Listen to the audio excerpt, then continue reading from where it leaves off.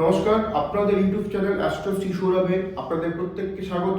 জয় মা ভবতারিণী। আজকে আমরা কথা বলবো শ্রাপিত দোষ নিয়ে। জ্যোতিষশাস্ত্রে যতগুলো দোষের উল্লেখ রয়েছে তার মধ্যে শ্রাপিত দোষ অন্যতম অশুভ একটি দোষ। শ্রাপিত দোষ কিভাবে সংঘটিত হয়?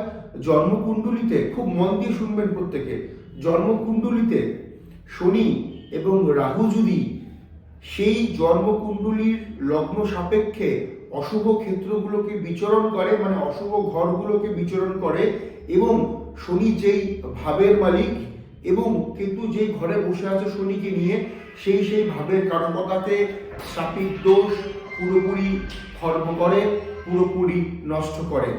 শ্রাপিত দোষ যদি কোনো জাতক বা জাতিকার জন্মকুণ্ডলিতে হয়, আমি উদাহরণস্বরূপ ধরে নিচ্ছি, কোনো এক জাতক বা জাতিকার জন্মকুণ্ডলিতে তার লগ্ন পেয়েছে মকর লগ্ন। এবার মকর যদি লগ্ন হয় তাহলে মকর লগ্ন এবং কুম্ভ লগ্নের অধিপতি গ্রহ হচ্ছে শনি। তার মানে মকর এবং কুম্ভ লগ্নের মালিক শনি কেতুকে নিয়ে বসে আছে সপ্তম ভাবে। সপ্তম ভাব মানে মকর যদি 1 নম্বর আমার ঘর হয়, তাহলে আমার 7 নম্বর ঘর হচ্ছে আমাদের কর্কট রাশি, মানে চন্দ্রের ঘর। সেই ঘরে শনি কেতুর কানেকশন রয়েছে। কিরকম কানেকশন হতে হবে?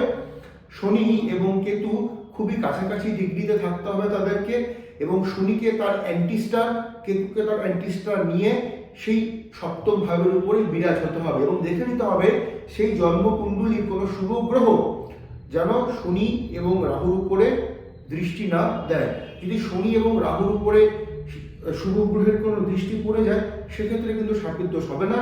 যদি শনি এবং রাহুর ডিগ্রির তারতম্য অনেকটা বেশি থাকে তাহলে শ্রাপিত দোষ হবে না।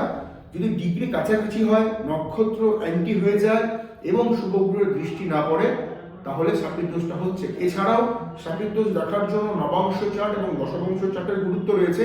সেটা কি করে ক্যালকুলেশন করতে হয় সেটা অনেক ডেপথ পড়াশোনা রিসার্চের বিষয়, সেটা আমি পাবলিকালি এগুলো আলোচনা করব না। তবে শ্রাপিত দোষ যদি হয়ে থাকে তাহলে কিন্তু সেই শ্রাপিত দোষের জাতক জাতিকাদের, যেহেতু আমি প্রথমেই বললাম তর্কের খাতিরে ধরে নিচ্ছি, মকর এবং কুম্ভের লর্ড স্যাটার্ন শনি সে রাহু দ্বারা যুক্ত হয়ে বসে আছে। কোথায়? সে রাহু দ্বারা যুক্ত হয়ে বসে আছে কিন্তু চন্দ্রের ঘরে, মানে কর্কট রাশিতে। তার মানে লগ্নের স্ট্রেংথের জায়গা, অর্থের জায়গা, রুজি রুটির জায়গা এবং ম্যাড লাইফের জায়গা, এই 4টা ক্ষেত্রতে কিন্তু বাজে প্রভাব নিয়ে আসবে।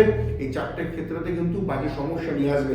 আপনার বা আপনার সন্তানের বা আপনার পরিবারও কারো জন্মকুণ্ডলিতে শ্রাপিত দোষ রয়েছে কিনা, আপনাদের জন্মকুণ্ডলিতে শ্রাপিত দোষ রয়েছে কিনা, তার কি রকম ভূমিকা, তার কি রকম প্রতিকার প্রতিবিধান করা উচিত, তার কি রকমের কাউন্সিলিং করা উচিত, তার কি রকম ডায়াগনোসিস করা উচিত, সেটা জানার জন্য অবশ্যইভাবে ভালো জ্যোতিষীর পরামর্শটা দরকার। তবে মনে রাখবেন, শ্রাপিত দোষ যদি কোনো জাতক বা জাতিকার হয়ে থাকে, যেই ভাবের কারকতার মালিক শনি, রাহু এবং শনি যেই কারকতাতে বসে থাকবে, মানে যেই ভাবে বসে থাকবে, এই ঘরে বসে থাকবে, সেই ঘরের কিন্তু 12টা বাজিয়ে রাখে। সুতরাং এই জায়গাগুলো দেখার বা বোঝার কিন্তু প্রয়োজনীয়তা রয়েছে, এবং শ্রাপিত দোষ যদি থেকে থাকে অবশ্যইভাবে তার সঠিক জ্যোতিষীয় প্রতিকার, সঠিক আধ্যাত্মিকতা, সঠিক কাউন্সিলিংয়ের দরকার কিন্তু রয়েছে। যদি ভিডিও ভালো লাগে আপনারা ভিডিওকে লাইক করুন, শেয়ার করুন, অবশ্যইভাবে আপনারা কমেন্ট করুন আপনারা কি কি বিষয় আরও জানতে চান। প্রত্যেকে ভালো থাকুন।